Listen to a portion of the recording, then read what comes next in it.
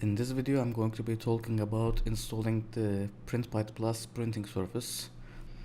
So let's begin. First of all, you should think about where you're going to apply this.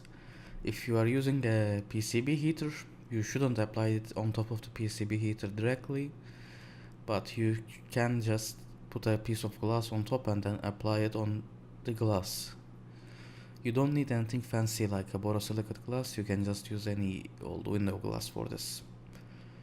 So just peel the backside of the PrintBite Plus and then apply it on your print heat bed or your piece of glass. Now that you're done applying the PrintBite Plus, now we have to cure the adhesive.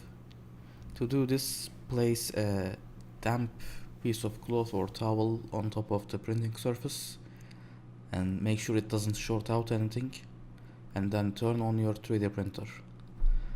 Heat your heat bed to 110 degrees Celsius and keep it at that temperature for an hour. After that, turn it off, let it cool down, and repeat this once again. So heat it up again to 110 degrees with a damp towel on top, and after an hour let it cool down. It's as easy as this.